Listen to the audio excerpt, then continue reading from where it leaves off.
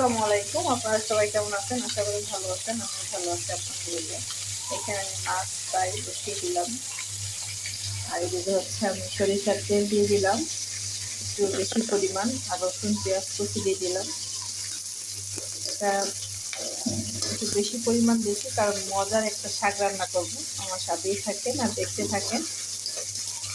আমি যেরকমভাবে শাকটা আজকে রান্না করতেছি এরকমভাবে যদি আপনারা রান্না করেন আশা করি 100% ভালো লাগবে।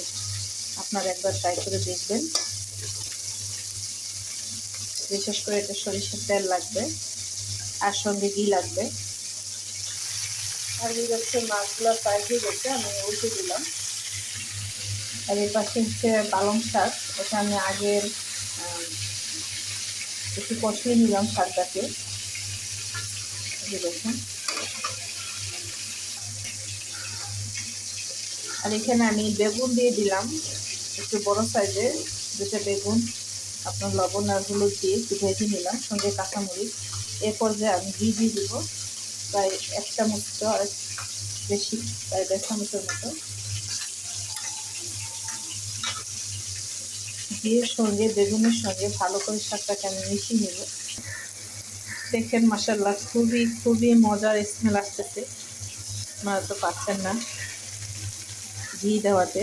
আর এই শাকটা যদি আপনারা এরকমভাবে বেগুন দিয়ে ট্রাই করেন, পালং শাক বিশেষ করে, তেলের পরিমাণটা একটু বেশি লাগে, সেজন্য আমি সরিষার তেল 1 নাম্বার সরিষার তেলটা দেওয়ার চেষ্টা করছি। আশা করি আপনাদের কাছে খুবই খুবই ভালো লাগবে, একবার ট্রাই করে দেখবেন পেঁয়াজ কুচিটা একটু বেশি দিয়ে। তো আমার শাকটা হয়ে গেছে এদিকে। আর এদিকে হচ্ছে মাছের তেলটার মধ্যে আমি আর একটা পাইপানে আপনার হাঁড়িতে রসুন পেঁয়াজ কুচি দিয়ে দিলাম ফোড়নের জন্য।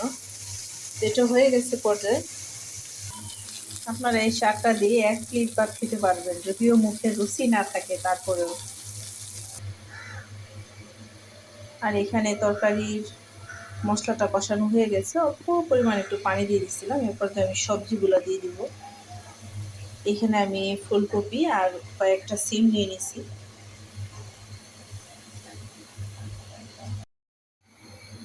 এদিকে আমি সবজিটার সঙ্গে ভালো করে মশলাটা মিশিয়ে নিলাম। এখন ঢাকনা দিয়ে দিব।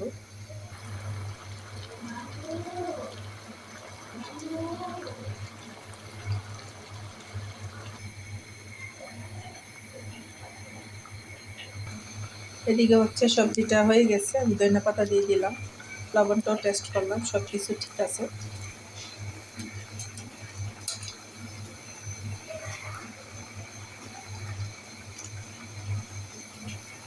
যদি আমার রেসিপিটা ভালো লাগে তাহলে অবশ্যই আপনারা দেখবেন, লাইক কমেন্ট শেয়ার করে দেবেন প্লিজ। আর আমার ফেসবুক পেজটা ফলো করে দিবেন। সবাই ভালো থাকবেন, সুস্থ থাকবেন, আমার জন্য দোয়া করবেন। এখানেই বিদায় নিচ্ছি। আল্লাহ হাফেজ।